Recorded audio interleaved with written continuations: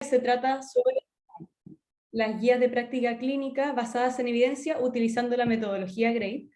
Y esta presentación además tiene este como subtítulo sobre cómo ir desde la evidencia científica a las decisiones clínicas. Y creo que este mensaje es súper importante, ya que justamente eso es lo que intentan hacer las guías de práctica clínica, sobre todo aquellas guías de práctica clínica basadas en evidencia, ¿no? Cómo, en este caso como dentistas, como clínicos, podemos pasar de la evidencia, de la investigación que se está generando, para utilizarla correctamente y cómo pasar a tomar decisiones en el contexto de generar, por ejemplo, una guía de práctica clínica, cómo utilizar una guía de práctica clínica que otro equipo haya elaborado. Y esto tiene un alcance súper amplio, desde cómo yo poder tomar mejores decisiones en el día a día con mi paciente en mi consulta, pero también esto aplica para cómo tomar decisiones desde el nivel de una organización, como podría ser un hospital, una clínica, y también cómo podría tomar una decisión organizaciones que tienen un alcance mayor, como el Ministerio de Salud, que quiere tomar una decisión local a nivel nacional,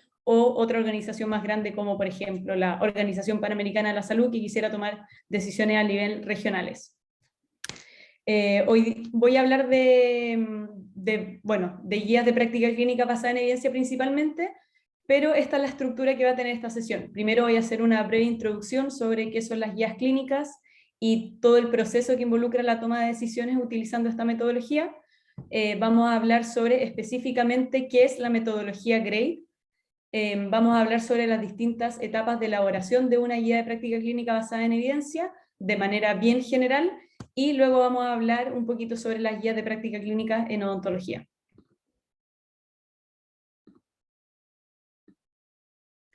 Entonces, primero comenzando con la definición, ¿qué es una guía de práctica clínica? Yo sé que quizás varios tenemos conceptos distintos sobre qué es lo que es o qué es lo que debiese ser una guía de práctica clínica, y eso es súper común, ya que el concepto mismo también ha ido variando a través de los años, ¿no? De manera súper sencilla, una guía de práctica clínica es un documento que generalmente es elaborado por un conjunto de profesionales, un grupo, un equipo, que también generalmente son miembros de una organización en particular, y este documento busca recomendar o sugerir un curso particular de acción por sobre otro. Es decir, intenta un poco orientar al profesional, orientar a la organización o a las distintas personas involucradas o que pueden ser usuarios potenciales de esta guía clínica a, en el fondo, tomar un curso particular de acción. Aquí hay distintas definiciones sobre qué es lo que es una guía de práctica clínica. Seguramente hay muchas más definiciones, pero estas son las que comúnmente son las más aceptadas. Una es la del Institute of Medicine de Estados Unidos, donde dice que las guías clínicas son documentos informativos que incluyen recomendaciones destinadas a optimizar el cuidado de los pacientes, las cuales son elaboradas a partir de una revisión sistemática de la evidencia y donde se hace una evaluación de los riesgos y beneficios de las distintas opciones alternativas. También tenemos esta definición de la OMS que es bastante similar,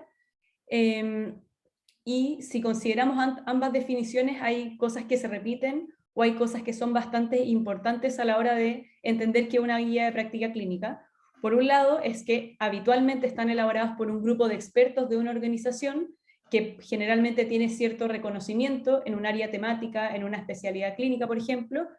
y que intenta resumir la mejor evidencia y en base a ese resumen de la mejor evidencia poder informar o poder basarse para luego generar recomendaciones para otros usuarios. Y el alcance obviamente puede ser muy amplio, puede incluir distintas temáticas, pueden ser guías clínicas sobre prevención, sobre diagnóstico, tratamiento, seguimiento, rehabilitación, etcétera, etcétera. Eso es en el fondo la definición o los conceptos importantes sobre qué es una guía de práctica clínica. Sin embargo, las guías de práctica clínica no siempre han tenido esta definición tan clara y esta estructura que conocemos hoy en día. Inicialmente las guías de práctica clínica se generaban o se elaboraban de una manera más informal, principalmente por opinión de expertos, es decir, muchas veces se le pedía directamente a algún experto o alguna autoridad muy reconocida en un área que escribiera una guía clínica, un poco para tratar de obtener toda la sabiduría que esta persona había ido obteniendo durante los años, y luego pasamos de opinión de expertos a consenso de expertos. Por último, tratar de identificar a un grupo heterogéneo, amplio de expertos clínicos, y tratar de que todas estas personas lograran un consenso sobre qué es lo que hay que hacer y sobre lo que no hay que hacer en determinada situación clínica.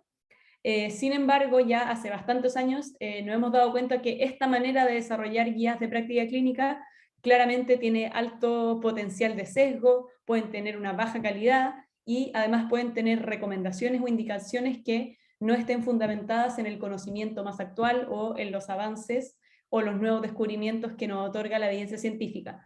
Por lo tanto, desde hace ya bastante tiempo, la Organización Mundial de la Salud ha tratado de impulsar que cada vez se hagan menos guías de práctica clínicas basadas únicamente en opiniones de expertos y que sean basadas en evidencia, pero obviamente utilizando la opinión de los expertos. Y acá me parece muy importante aclarar que nunca la evidencia científica por sí sola va a ser suficiente para tomar decisiones, pero necesitamos poder tomar ambas cosas. Necesitamos poder tomar un grupo de expertos clínicos que tienen los conocimientos y la expertise necesaria y que pueden utilizar la evidencia científica para informar y basar la generación de recomendaciones. Existen distintas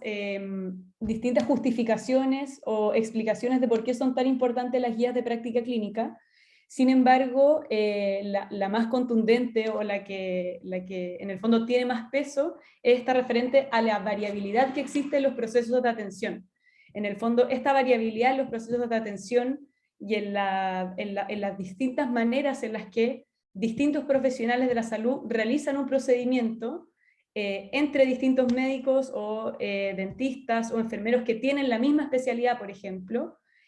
pero que, por ejemplo, viven en distintas regiones geográficas, es un problema súper importante, ya que si lo pensamos, esto quiere decir que pacientes con exactamente el mismo problema de salud reciben diferentes tratamientos dependiendo de con quién se atienden y dependiendo dónde se atienden. Y obviamente eso genera una discrepancia en la práctica clínica que sin duda va a impactar de manera negativa en los pacientes, ya que es posible que algunos de esos pacientes no reciban la atención más adecuada. Por lo tanto, el uso de guías de práctica clínica es una estrategia en el fondo que nace para tratar de hacer frente a estos problemas y así garantizar que los pacientes puedan recibir el mejor tratamiento disponible, independiente de quién los atienda y independiente de dónde se atienda. Entonces hay distintas razones que justifican, y son razones bastante de peso, de por qué hay que hacer guías de práctica clínica. Aquí hay un listado que resume algunas de las más importantes. Primero, hacer guías de práctica clínica nos va a servir para poder resumir y transferir el conocimiento científico. Si lo pensamos, una guía de práctica clínica de buena calidad está informada por la mejor evidencia científica disponible y además reúne a un panel de expertos. Por lo tanto, el conocimiento que se genera en la elaboración de una guía de práctica clínica sin duda es de muchísima utilidad para muchas personas y para muchos clínicos. También ayuda de alguna manera, sistematizar y hacer más transparente todo el proceso de la toma de decisiones, ya que estos expertos clínicos van a hacer una evaluación sobre distintas situaciones de salud, sobre distintas intervenciones, van a tratar de hacer un balance entre lo que se obtiene, entre los beneficios que se obtienen utilizando una intervención por sobre otra, y sin duda también eso puede ayudar mucho a los clínicos que atienden pacientes que están involucrados en el alcance de la guía de práctica clínica que se esté generando. Hacer una guía de práctica clínica disminuye la variabilidad en la práctica y facilita la coordinación también entre distintos niveles asistenciales, y algo que es también muy, muy importante es que favorece una mejor distribución de los recursos, sobre todo, por ejemplo, si estamos pensando hacer una guía de práctica clínica a nivel ministerial, por ejemplo, el Ministerio de Salud de cualquier país va a tratar de promover el uso de intervenciones que sean altamente costo efectivas, es decir, que realmente generen un beneficio en mis pacientes y que por otro lado los costos involucrados estén compensados por el beneficio que van a tener en mis pacientes. Obviamente esto no siempre es tan sencillo de analizar, pero sin duda que cualquier persona que esté a cargo o que tenga un rol importante en el proceso de toma de decisiones va a querer que las intervenciones que se hagan en su país o en su centro de salud sean lo más costo efectivas posibles, y sobre todo tratar de evitar la implementación de intervenciones que no tienen utilidad y que simplemente se hacen por tradición, costumbre, etc. Acá hay una serie de otros aspectos en los cuales la elaboración de guías de práctica clínica podrían generar un apoyo a los sistemas de salud, y creo que el más importante podría ser en este escenario, que es el impacto en los desenlaces relevantes para los pacientes en los resultados en salud, ¿no? En el fondo, ya que las guías de práctica clínica involucran un proceso sistemático donde se evalúan los beneficios y los riesgos de las intervenciones, se pone sobre la mesa cuáles son los posibles beneficios que pueden esperar los pacientes y que en el fondo van a contribuir en última instancia a una mejora en la calidad de sus vidas. Por lo tanto, en el fondo lo que intentan hacer estas guías de práctica clínica en última instancia es intentar lograr una estandarización y que se haga una elaboración de juicios y recomendaciones que sean realizadas de forma sistemática y que quede todo de manera muy explícita y transparente, para así ayudar a prevenir errores, facilitando la evaluación crítica de los juicios y también mejorando de esta manera la forma en la que se comunica la información. Entonces, en el proceso de la medicina basada en la evidencia o de la odontología basada en la evidencia, hay dos etapas. Por un lado está todo el proceso relacionado a la identificación y hacer un resumen de toda la evidencia científica disponible y que sea relevante. Esto es decir, tratar de identificar todos los estudios que se han hecho y que tratan de responder a una pregunta en particular. Típicamente esto se hace a través de una revisión sistemática de la literatura. Y por otro lado, tenemos que ver cómo somos capaces de tomar esta evidencia científica y llevarla a tomar decisiones o a generar recomendaciones. En el contexto de la práctica clínica habitual, yo con mi paciente, esto se suele decir decisiones, es decir, yo en base a la situación clínica en particular en la que me encuentro y apoyado por la evidencia científica, trato de tomar una decisión concreta con respecto a mi paciente. Y por otro lado, en el contexto de las guías de práctica clínica, estas decisiones se les dice recomendaciones, porque en el fondo en las guías de práctica clínica suelen tener un lugar donde los expertos y el panel que está elaborando la guía de práctica clínica generan recomendaciones o sugerencias sobre qué hacer y sobre qué no hacer. Por lo tanto, un concepto también que se utiliza mucho es decir que la evidencia científica es global, pero las decisiones son locales. Es decir, si ustedes como sociedad de TTM, por ejemplo, quisieran o se propusieran el objetivo de hacer una guía de práctica clínica, probablemente la evidencia que van a recolectar va a ser evidencia global, ¿no? Por ejemplo, todos los ensayos clínicos que han sido publicados y que respondan a una pregunta de investigación específica, y ustedes van a tomar esa información para tomar decisiones locales, y esa decisión también va a variar dependiendo en el contexto y los usuarios potenciales y el alcance que tenga la guía de práctica clínica que se está elaborando. Por esto mismo, no es contradictorio o no es raro que distintas organizaciones alrededor del mundo, en base a la misma evidencia científica, lleguen a realizar recomendaciones en su guía de práctica clínica que sean diferentes. Un caso muy icónico del cual tuve la suerte de participar fue la elaboración de una guía de práctica clínica de cáncer de mamas con el Ministerio de Salud, y en base a la evidencia científica que se evaluó en ese momento, se decidió, por ejemplo, no recomendar realizar mamografías cada 2 años a mujeres entre 40 y 49 años, en base a la evidencia científica y en base, en el fondo, a lo que se evaluó en ese momento. Si no me equivoco, el Ministerio de Salud de Chile decidió, sí indicar la evaluación de mamografías cada 2 años en estas mujeres. Sin embargo, ese mismo año, y con la misma evidencia científica, el Ministerio de Salud de Noruega decidió no recomendar hacer la mamografía cada 2 años en este mismo grupo etario. Y en el fondo eso tiene que ver con otras variables, otros factores contextuales que rodean la recomendación. Por lo tanto, la evidencia científica que evaluaron esos dos paneles probablemente fue la misma. Sin embargo, hubieron distintos factores contextuales o otros aspectos que evaluaron los expertos clínicos que participaron de esa guía y que decidieron finalmente no, en el caso del Ministerio de Noruega, no realizar una recomendación a favor de la intervención. Entonces, a grandes rasgos, estos son los pasos para la elaboración de una guía de práctica clínica. Primero, en el fondo, tener la idea y planificar la realización de una guía de práctica clínica que tiene que ver con todo lo que hacemos previo, ¿no? Sobre qué se va a tratar la guía, cuál va a ser nuestro objetivo, cuál va a ser el alcance, cuáles son los usuarios potenciales, a quién está dirigido, etc. Luego, toda la etapa del desarrollo de la guía de práctica clínica propiamente tal, y luego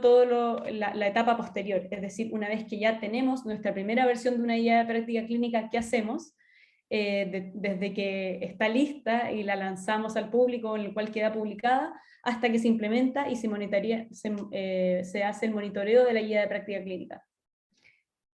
Hace un par de años, desde la Fundación Epistemónicos, junto con la Organización Panamericana de la Salud y algunos miembros del Grupo GRADE, se desarrolló este mapa para la realización de guías de práctica clínica, que justamente lo que intenta es mostrar cuáles son las distintas etapas en la elaboración de una guía de práctica clínica de una manera bastante resumida, tomando distintas opciones dependiendo sobre, por ejemplo, si ya hay una guía de práctica clínica del mismo tema que yo quiero realizar y simplemente quiero actualizarla, o hay una guía de práctica clínica que ya realizó otro grupo que está súper buena y yo quiero adoptarla a mi contexto local, o si es que no hay ninguna guía de práctica clínica sobre mi tema y yo quiero partir haciéndola desde cero, o como se le dice, de nuevo, y en el fondo cuáles son los pasos que tendría que seguir. Entonces la idea es que ahora podamos ir repasando brevemente cada uno de estos pasos para que ustedes entiendan cuál es el proceso que se debe seguir para hacer una guía de práctica clínica. Y quizás la parte más importante y sobre la que hay muchísima investigación metodológica y sobre la que se ha desarrollado mayor investigación en el último tiempo, es sobre toda esta parte de al medio, que en el fondo es el desarrollo propiamente tal de la guía de práctica clínica, y hace, bueno, ya bastantes años es que la metodología GRADE, o el enfoque GRADE, es en el fondo, por decirlo de alguna manera, la metodología gold standard o el marco de trabajo gold standard con el cual se desarrollan las guías de práctica clínica de mejor calidad. Y en el fondo es hace ya bastante años un grupo bien reconocido en la elaboración de guías de práctica clínica, crea este sistema que permite graduar las recomendaciones de alguna manera bien explícita, transparente y sistemática, y la verdad es que ya hace bastantes años que la gran mayoría de las organizaciones alrededor del mundo que realiza guías de práctica clínica lo hace con esta metodología. En esta imagen que no está cargando, ahí sí, es simplemente algunas de las organizaciones, esto ya como ven se hizo hace ya bastantes años,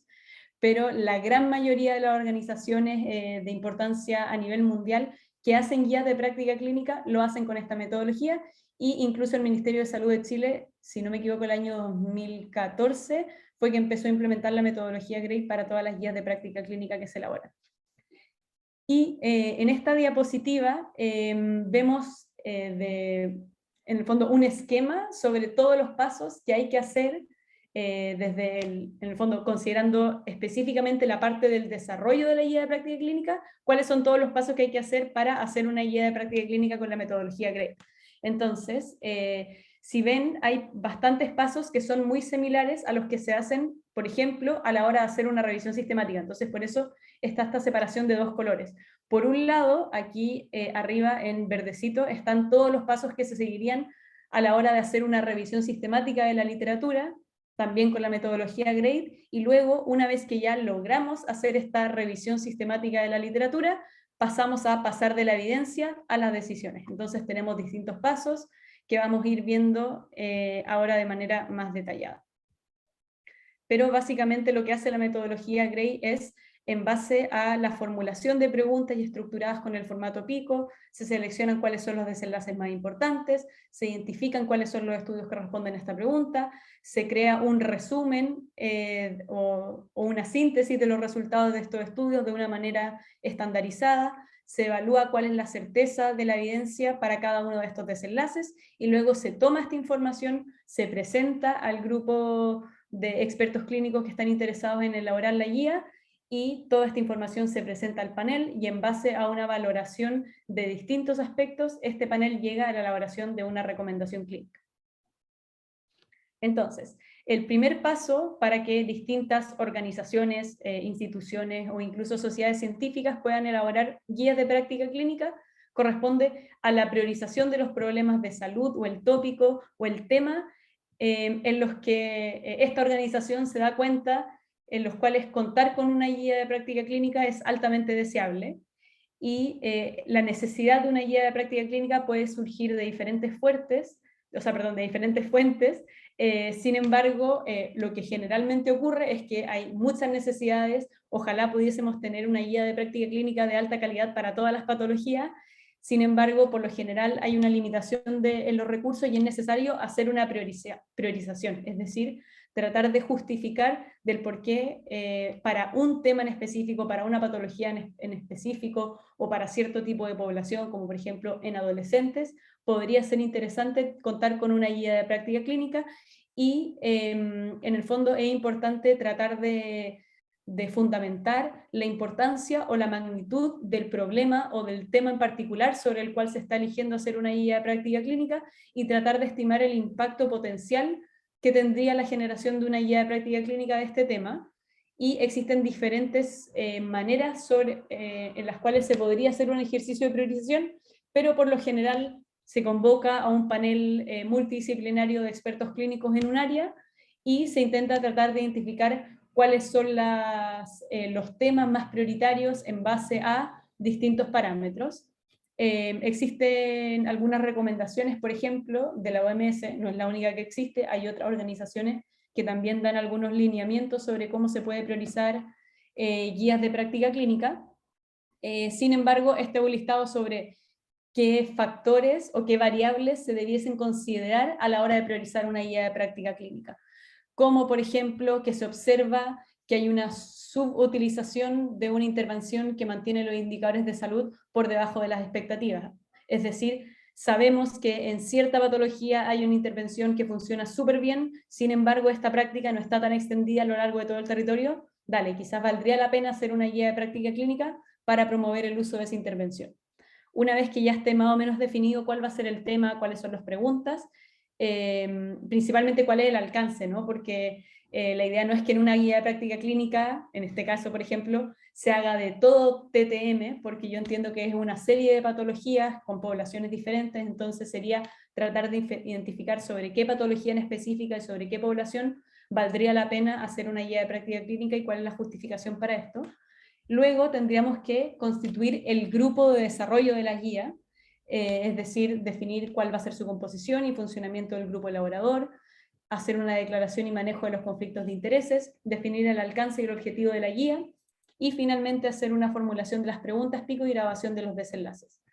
Esta es simplemente una recomendación sobre qué es lo que se espera o quiénes son las personas que se espera que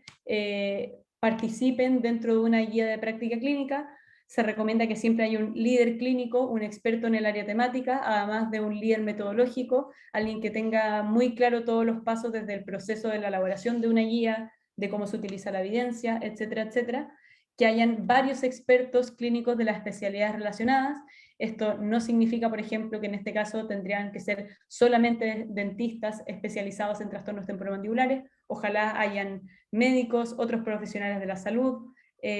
otros tomadores de decisiones de distintos niveles de política o centros de salud específica, etcétera. Ojalá que hayan un equipo metodológico que esté realizando toda la parte de la identificación y procesamiento de la síntesis de la evidencia. Ojalá también involucrar a pacientes y usuarios de la guía, y también es muy deseable contar con otros profesionales como por ejemplo documentalistas, economistas de salud, dentro de otros. Una vez que ya se ha identificado quiénes pueden participar dentro del panel, la idea es poder, en el fondo, para así poder garantizar transparencia, se espera que todas las personas que van a formar parte del panel clínico no tengan influencia sobre el contenido que se va a generar en la guía de práctica clínica, y es muy deseable que todos los participantes puedan hacer una declaración de los conflictos de interés, y en base a eso poder decidir si todas estas personas van a poder participar o van a tener una participación parcial o una limitación parcial a participar, o definitivamente se debe excluir a algunas personas de la participación de la guía de práctica clínica por posibles conflictos de interés, no solamente financieros, sino, por ejemplo, académicos. Una vez identificado quiénes van a ser los miembros del panel, se tiene que hacer la definición del alcance y el objetivo de la guía, que básicamente responder por qué se hace la guía, para qué se hace y con qué objetivos, cuál es el ámbito asistencial donde se espera que se aplique, a quién va dirigido la guía y a qué tipo de población en específico se pretende que la guía se aplique. Luego tendríamos que hacer toda la formulación de cuáles son las preguntas clínicas que vamos a tratar de responder y sobre cuál específicamente vamos a hacer recomendaciones. Esto es bastante similar al planteamiento de cualquier pregunta de investigación.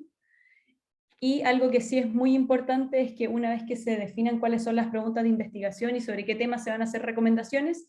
sí es muy relevante poder identificar los resultados claves que deben ser considerados para realizar las recomendaciones, creando así un listado de todos los desenlaces o outcomes relevantes, tanto para los clínicos como para los pacientes, para cada una de las preguntas.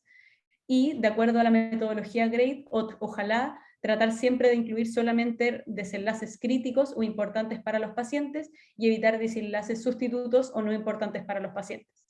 Un ejemplo de esto, por ejemplo, sería que a la hora de evaluar la efectividad de una intervención, tratemos de evaluar qué tan beneficioso o qué tan riesgoso es en base a parámetros que sean críticos para la toma de decisiones, como por ejemplo la calidad de vida, la disminución del dolor, recaídas, etcétera, etcétera. En el caso de los efectos indeseables de una intervención sería evaluar los efectos adversos totales, eventos adversos serios, por ejemplo, etcétera, y evitar desenlaces sustitutos, como por ejemplo podría ser densidad ósea o medir algunos parámetros bioquímicos que no está tan claro que tengan una, que en el fondo la información que podamos obtener ahí se traslade en un beneficio perceptible por los pacientes y por los clínicos. Una vez que ya tenemos listas nuestras preguntas, nuestro tema, nuestro panel, lo primero que habría que hacer sería revisar si ya hay otras guías de práctica clínica del mismo tema y que podamos utilizar como base. Acá hay algunas referencias sobre instituciones o repositorios donde se pueden encontrar guías de práctica clínica, y tratar de identificar y evaluar la calidad de estas guías de práctica clínica para ver si las podemos utilizar como referencia. Y una vez que tengamos esa información, tenemos que tomar la decisión sobre si hay alguna guía que podamos adoptar, es decir, una guía de práctica clínica, por ejemplo, que responde a varias de las preguntas de investigación que yo me he planteado y por lo tanto puedo utilizarla y simplemente, en el fondo, hacer referencia a esa guía y adaptarla al contexto chileno, por ejemplo, o si quisiera adaptarla en el caso de que pudiese ser necesario modificar, agregar información nueva que es relevante para la toma de decisiones en un contexto en específico, o actualizar la evidencia, o en el caso de que me parezca que las guías de práctica clínica que identificamos no tienen la calidad suficiente, o no respondan a mis preguntas de interés, o en una población distinta, o no hay guía de práctica clínica, tendría que empezar este proceso desde cero. Y este proceso parte, en el fondo, una vez que ya tengo las preguntas listas, tendría que hacer una búsqueda sistemática de la literatura, en los contextos en los cuales existen los recursos y el tiempo, se puede hacer una revisión sistemática desde cero, o en los contextos en los cuales quizás no tenemos tantos recursos o queremos abarcar una gran cantidad de preguntas, se podría simplemente tratar de identificar una revisión sistemática que ya se haya hecho y utilizarla como base para poder en el fondo utilizar la información de esa revisión sistemática para informar la formulación de recomendaciones. Con la metodología GRADE habría que procesar esta información y evaluar qué tan confiable es la evidencia que estoy identificando para cada uno de los desenlaces priorizados, siguiendo un proceso bastante estructurado y sistemático de cómo se debe hacer para cada uno de los estudios identificados. Luego se hace un resumen de la evidencia científica con este formato de la metodología GRADE, que son las tablas de resumen de hallazgos, o Summary of Finding Tables, o tablas SOF por su nombre en inglés, y básicamente lo que se hace es presentar cuál es la pregunta de investigación. Por ejemplo, acá la pregunta de investigación era sobre si en pacientes con caries dentinarias profundas se debe hacer una remoción selectiva de la caries o una remoción parcial, comparado con una remoción total, y lo que se hizo es priorizar desenlaces que son relevantes para la toma de decisiones, como necesidad de endodoncia, exposición pulpar, signos y síntomas de patología pulpar, fracasos de la restauración. Se evalúa cuál es el efecto absoluto de las intervenciones, es decir, si pensamos cada 1000 pacientes, cuántos sufrirían el desenlace, si reciben la intervención o si reciben la comparación, el efecto relativo y cuál es la confianza de la evidencia para cada uno de estos desenlaces. Algo importante es que si se fijan, aquí no hay desenlaces intermedios como recuento de bacterias, por ejemplo, que es un desenlace que se utiliza mucho en odontología, sino solamente desenlaces que son relevantes para la toma de decisiones y son perceptibles por los pacientes. Luego, esta evidencia científica o estas tablas soft se le presentan al panel, se les explican, probablemente con mucho más detalle y detenimiento del que les acabo de explicar la tabla soft. Generalmente se explica en base a qué está basada esta información, cuántos estudios se incluyeron, qué es lo que se observó, las características de las poblaciones incluidas en cada uno de los estudios, etcétera, etcétera. Y luego que se explica esto al panel clínico, y el panel clínico entiende cuáles son los efectos deseables e indeseables de la información en base a la evidencia científica que se ha identificado, se hace una evaluación sobre los otros aspectos relevantes. Entonces, el panel clínico lo que tiene que ir haciendo es ir respondiendo distintas preguntas. Entonces, lo que hace la metodología GRADE es decirte, mira, para este tema en particular que ustedes quieren evaluar y quieren hacer una recomendación y quieren tomar una decisión,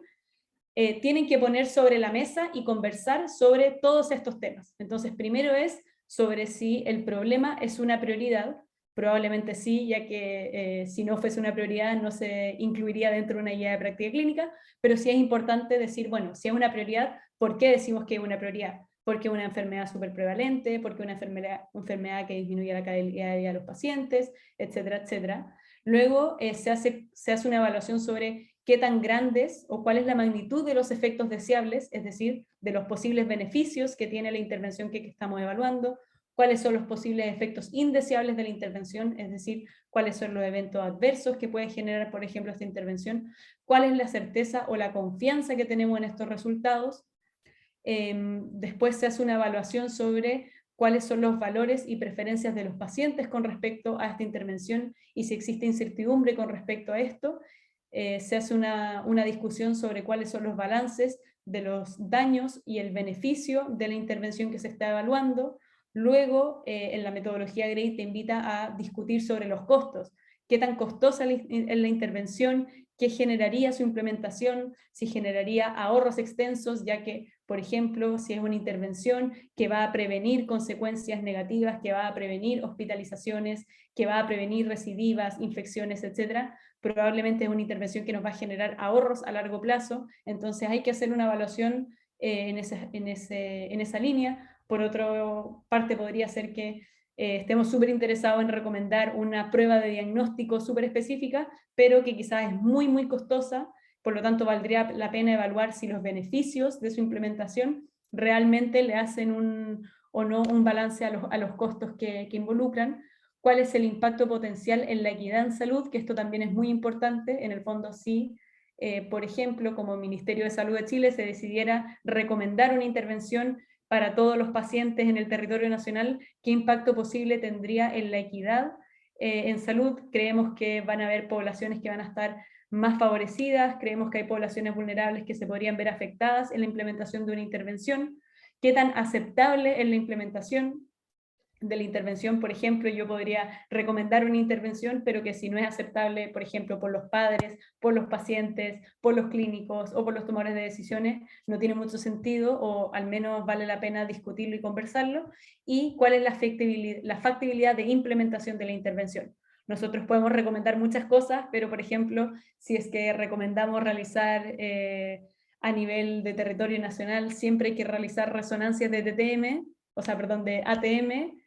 Sin embargo, no está disponible un equipo que genere ese tipo de imágenes en todo el territorio nacional. No tenemos también mucho sentido de estar recomendando, o al menos tenemos que tener consideraciones al momento de recomendarlos y quizás dar alternativas, ya que no en todos los contextos se podría implementar.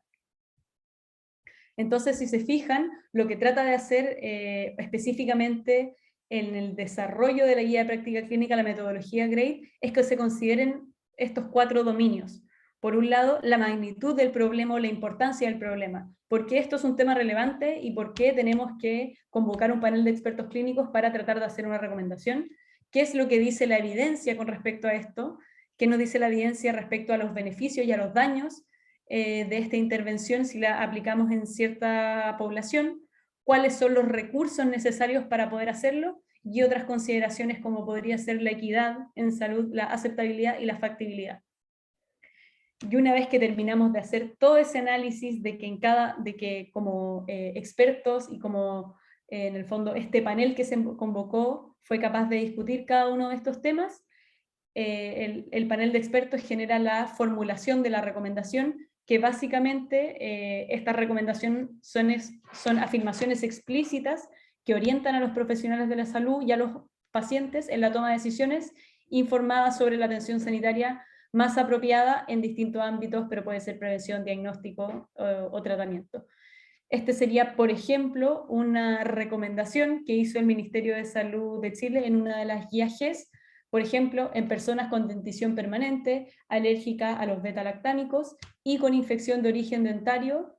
en que se decide utilizar antibióticos. El Ministerio de Salud sugiere prescribir lincosamidas, entre paréntesis clindamicina, por sobre prescribir macrólidos. Entonces, si se fijan, es en base a un escenario clínico súper específico, con respecto a cierta población en específico, el Ministerio de Salud sugiere realizar A versus B, y eso es lo que, en el fondo, lo que entrega, o esa es la recomendación clínica que da el Ministerio de Salud para esa ocasión. Tenemos que distinguir también las recomendaciones basadas en evidencia y las recomendaciones de buena práctica clínica, y es muy importante que los paneles identifiquen estos dos tipos de recomendaciones. Las recomendaciones basadas en evidencia, bueno, como su nombre lo dice, son decisiones que están informadas por evidencia y en general responden a una pregunta clínica en la que un grupo particular de pacientes se compara las consecuencias favorables y desfavorables de dos o más alternativas. Sin embargo, no todas las preguntas relevantes para una guía de práctica clínica pueden responderse con evidencia científica. En el fondo, muchas de las preguntas van a ser respondidas en la manera en la que hemos estado conversando hoy. Sin embargo, hay algunas preguntas o cuestionamientos en los cuales no es necesario hacer una evaluación de la evidencia científica para tomar decisiones. Y esto en el fondo es cuando las características de una intervención hacen que no sea posible o éticamente válido realizar estudios de efectividad. Se puede considerar por consenso una intervención por sobre otra, ya que se considera como un estándar mínimo de atención. En esos contextos tiene sentido hacer una recomendación de buena práctica. Un ejemplo podría ser una recomendación del Ministerio de Salud que dijera: en la atención de salud oral para pacientes en situación de discapacidad que presentan movimientos involuntarios, se debe contar con el consentimiento informado del paciente o el cuidador previo a la utilización de una técnica de contención física, por ejemplo. Es decir, en este caso, resulta inútil pretender buscar evidencia que evalúe el efecto sobre realizar, por ejemplo, consentimiento informado versus no realizarlo, sino que un poco desde la perspectiva ética no hace sentido buscar evidencia científica para responder esta pregunta. Y en el fondo lo que hace también, o las otras características de la formulación de recomendaciones con la metodología GRADE, es que separa las recomendaciones en recomendaciones fuertes o recomendaciones débiles o condicionales. Entonces, por ejemplo, en base a una pregunta pico, lo que se hace es realizar una recomendación a favor de la intervención, y esta recomendación puede ser condicional a favor o fuerte a favor, comparado con realizar una recomendación en contra de la intervención, es decir, a favor de la comparación, y esta puede ser débil en contra o fuerte en contra. ¿Y esto qué significa? En el fondo es simplemente para poder así graduar de alguna manera qué tipo de recomendaciones estamos haciendo. Las recomendaciones fuertes son aquellas que debiesen ser o en las cuales estamos evaluando una intervención que debe ser ofrecida a todos o a casi todos los pacientes en el caso que estemos favoreciendo la intervención. Entonces, por ejemplo, la guía de práctica clínica de la ARIA, que es la Asociación Americana de rinitis alérgica y asma, emitió una recomendación fuerte, por ejemplo, a favor del uso de corticoides intranasales en vez de antihistamínicos para el tratamiento de rinitis alérgica en adultos, y esto significa que en casi todas las circunstancias resulta apropiado ofrecer corticoides intranasales en vez de ofrecer antihistamínicos, por ejemplo. Pero por otro lado, podría haber ocasiones en las cuales hay situaciones en las cuales la recomendación no puede ser fuerte, sino que la recomendación pasa a ser condicional. Por ejemplo, hay otra recomendación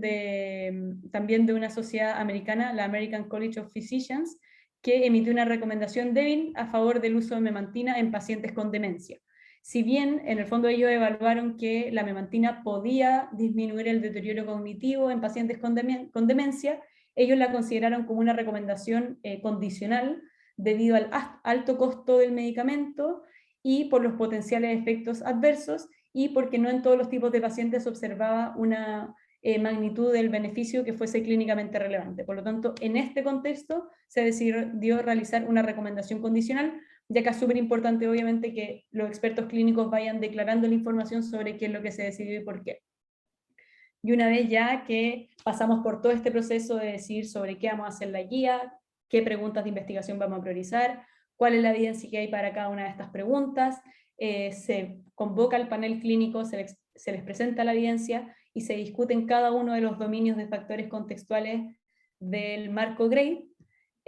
Se hace una redacción de las recomendaciones, se hace un borrador de la guía de práctica clínica, y algo que es muy importante es siempre poder enviar esto a una revisión externa para que otros expertos clínicos o tomadores de decisiones relevantes para esta guía de práctica clínica que no participaron del panel puedan revisar y dar sus comentarios al respecto, y luego todos los pasos relacionados a la diseminación de la guía, porque no tiene ni un sentido gastar recursos y tiempo en hacer una guía de práctica clínica que quede publicada en un lugar al que nadie va a acceder y que no va a tener un impacto en la toma de decisiones y en la práctica clínica. Por lo tanto, hay muchas estrategias de ver cómo se puede diseminar, cómo se publica, cómo esta guía llega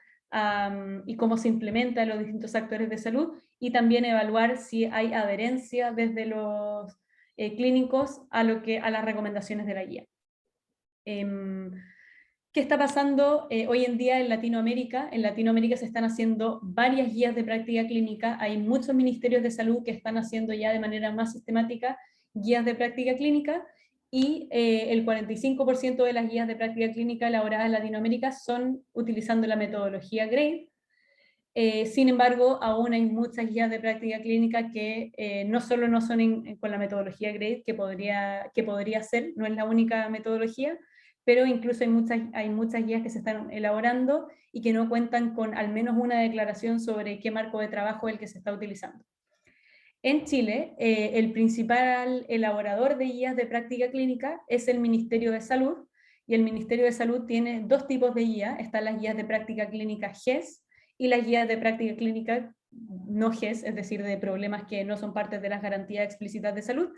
pero también hay guías que son elaboradas por sociedades científicas. En el caso de odontología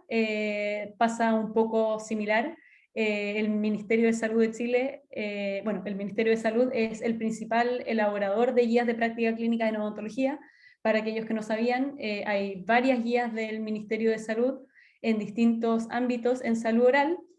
Hasta ahora ninguna en trastornos temporomandibulares, pero hay varios temas que sí son abordados por las guías ministeriales, y a partir del 2017, si no me equivoco, en las guías GES son utilizando la metodología GRADE. Y de acuerdo a las sociedades científicas que elaboran guías en odontología, al menos realizando una revisión simplemente de las páginas web de las distintas sociedades, la única sociedad chilena que realiza o que tiene guías de práctica clínica es la Sociedad de Endodoncia. Las otras sociedades aún no han llegado o no están participando en la elaboración de guías de práctica clínica.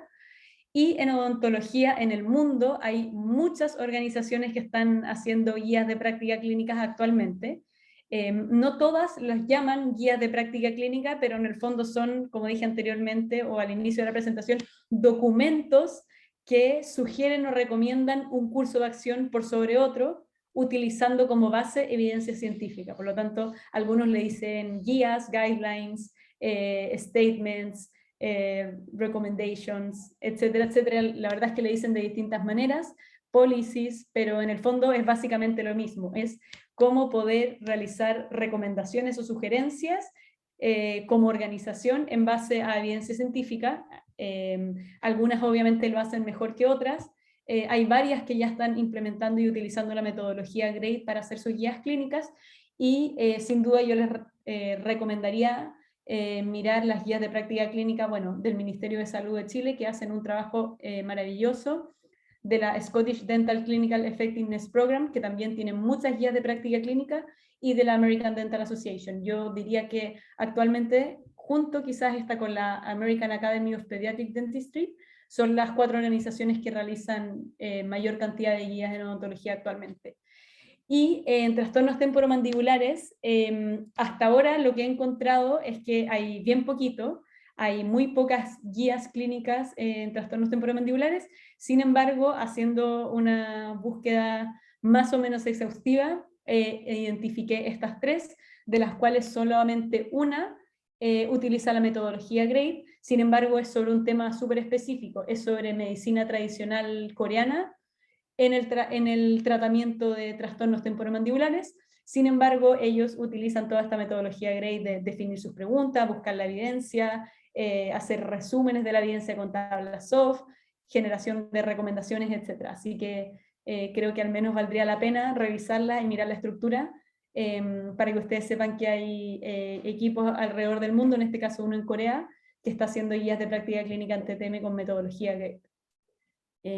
Y para terminar, y antes de abrir la ronda de preguntas, les quería mostrar, no hay una guía de práctica clínica en trastornos temporomandibulares, como les decía, que haya sido elaborada por el Ministerio de Salud de Chile. Sin embargo, hay una guía de práctica clínica, la de artritis idiopática juvenil, que incluye una pregunta que podría ser relevante para su especialidad clínica, que es una pregunta sobre realizar resonancia y tomografía computarizada en personas con artritis idiopática juvenil con sospechas de artritis temporomandibulares. Entonces, bueno, todo el resto de las preguntas son relacionadas a terapias propias de la artritis idiopática juvenil. Sin embargo, hay una pregunta que está elaborada en relación a, o que incluye el área temática de trastornos temporomandibulares, y si se ven, o sea, si se fijan, voy a ver si quizás agrando esto, ahí quizás se ve mejor. Si se fijan, está claramente la información sobre qué es lo que sugiere o qué es lo que recomienda el Ministerio de Salud de Chile, en este caso realizar ambas, resonancia y tomografía, en comparación a solo realizar resonancia, algunas consideraciones que el panel clínico consideró relevantes, cuál es la certeza de la evidencia, es decir, cuál es la confianza que podemos tener en la evidencia que se encontró en ese momento para responder esta pregunta, que no tiene nada que ver con la validez de la recomendación, es solamente cuál es la confianza de la evidencia, que sabemos que en este caso no era de muy buena calidad. Sin embargo, igual se puede generar una recomendación clínica. Vemos que hay una recomendación condicional, probablemente porque no para todos los pacientes se va a recomendar hacer esto. Sin embargo, esto es un lineamiento sobre qué es lo que se debería hacer sobre la mayoría de los pacientes. Y si hacemos clic aquí, veamos si el internet me acompaña, podemos ver más información. Lamentablemente, bueno, no pude revisarlo con tanto detalle antes de la presentación, pero debiese haber una versión extendida de esta guía donde esté explícito cada uno de los juicios. Entonces, por ejemplo, el panel que se convocó para responder esta pregunta respondió que el problema sí es una prioridad, es decir, la evaluación sobre si hay artritis en ATM en pacientes que tienen artritis idiopática juvenil sí es una prioridad, y acá en el fondo los expertos clínicos tienen que haber explicado el por qué, asociado a prevalencia, asociado a la magnitud del problema, asociado a la comorbilidad, etcétera, a los problemas relacionados a la calidad de vida que pueden tener estos pacientes si no se les diagnostica la artritis en ATM y así. Qué tan grandes son los efectos deseables o efectos beneficiosos de hacer la resonancia y el TAC, cuáles son los efectos indeseables,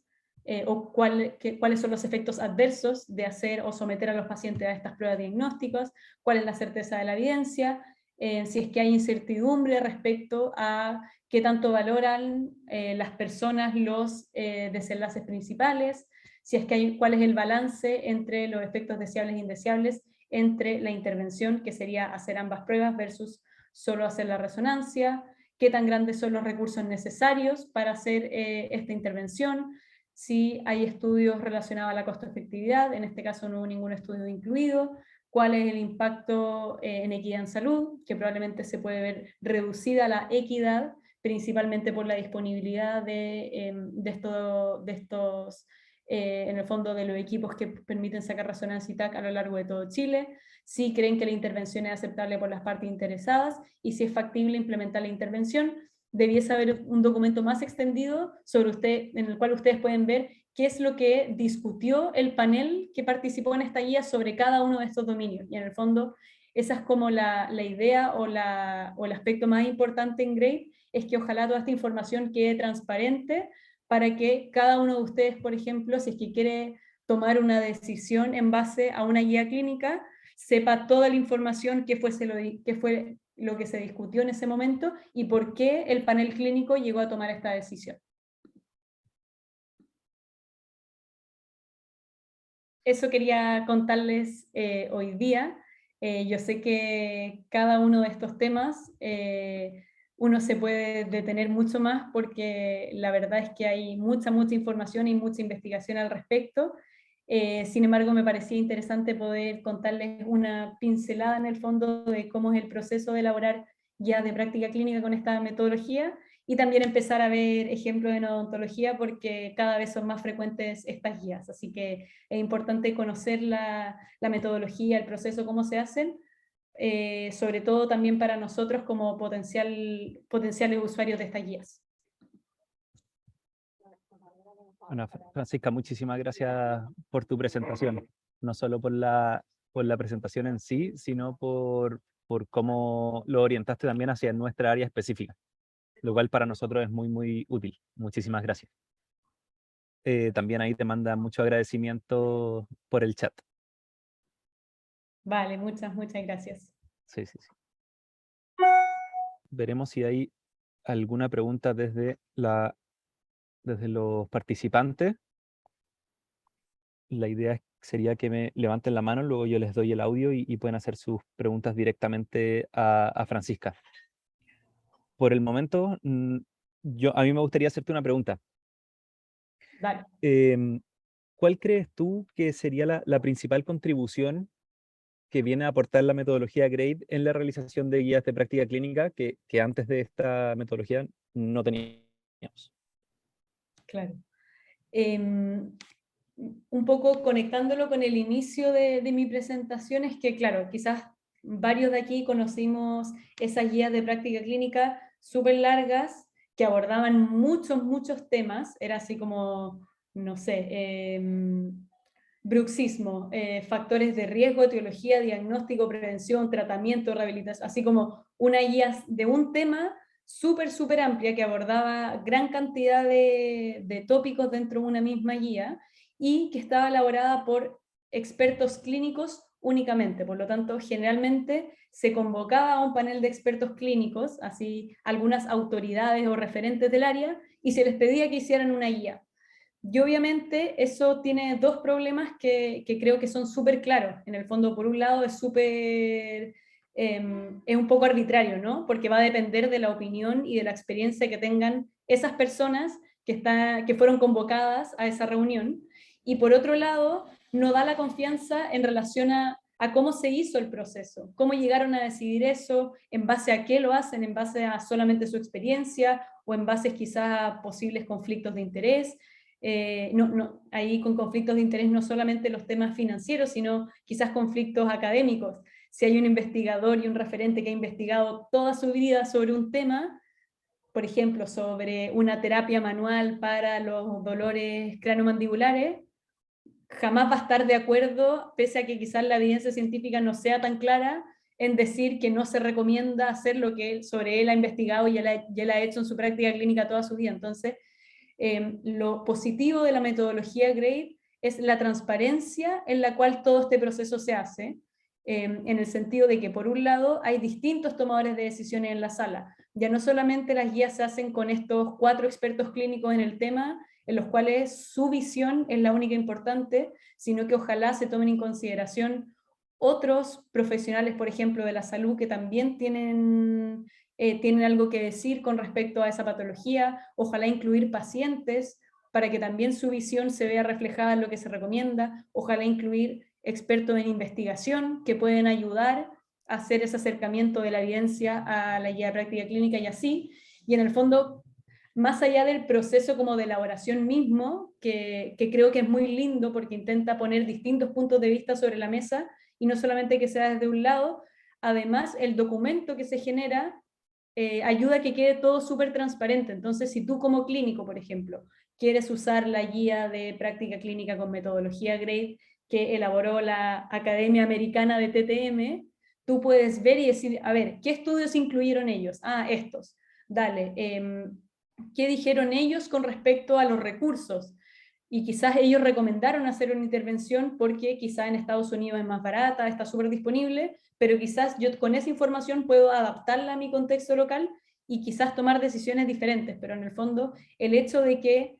la metodología GRADE te obligue de cierta manera a poner temas sobre la mesa y obligue a los expertos clínicos a discutir y dejar todo eso escrito, creo que ayuda más a los expertos clínicos, a los profesionales a tomar decisiones, porque si no caemos en esto de como, bueno, esto es un documento, una guía que hizo el doctor y la doctora X, que como ellos son los que más saben, yo lo leo y lo repito y lo aplico y es como un mandato para mí escrito en piedra y no tengo esa flexibilidad de poder tomar decisiones. Entonces, creo que la transparencia y que hay un proceso metodológico riguroso es un tremendo aporte para las guías de práctica clínica hoy en día. Perfecto, me queda muy, muy claro. Muchas gracias, Francisca. Y otra pregunta. Entiendo que tú como representante de la Fundación Epistemónicos participan constantemente de la realización de guías de práctica clínica. ¿Cuál ha sido tu experiencia en esta realización? Más que en cuántas guías has participado, ¿cómo has visto el proceso desde que se pone la idea hasta que se lleva a cabo, las dificultades, los beneficios, etcétera? Ya. Difícil pregunta. Como tú comentabas, claro, yo desde un inicio estuve en el Centro de Evidencia UC, donde pude trabajar en varias guías de práctica clínica del Ministerio de Salud de Chile propiamente tal, y también desde la Fundación Epistemónico hemos participado en elaboración de guías de práctica clínica con distintas sociedades científicas. Hasta ahora solo han sido de medicina, todavía no llega ninguna solicitud de alguna área de odontología, pero ojalá que eso cambie en el futuro. Eh, y yo creo que, por un lado, las principales dificultades, igual toma tiempo entender de qué va esto, ¿no? De que muchas veces, claro,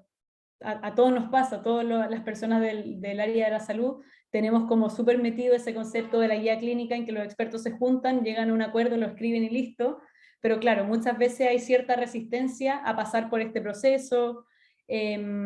y particularmente en odontología, en las guías de práctica clínica que he participado, muchas veces hay como un poco de resistencia a la evidencia. Todavía estamos muy acostumbrados a valorar mucho lo que dice el clínico más que lo que dice la evidencia, y al menos lo que trata de impulsar la metodología es justamente tratar de hacer un equilibrio y decir ambas cosas son importantes, ni la una ni la otra. O sea,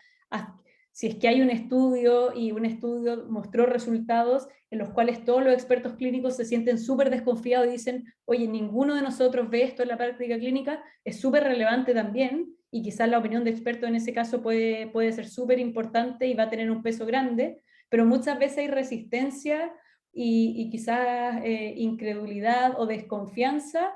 sobre esta metodología porque se presenta como una metodología basada en la evidencia y no siempre es bien recibida. Sin embargo, siento que es más no sé, como que la gente quizás se abruma por ver todo esto, pero la verdad en el paso a paso es es una metodología bastante flexible y que permite justamente que se equilibren estos distintos aspectos.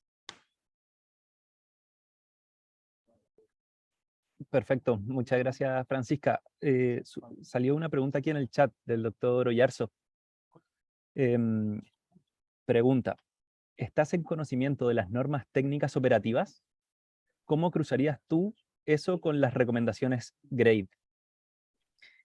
Dale, Juan Fernando, no sé si tendrías opción de decirme a qué te refieres con las normas técnicas operativas, porque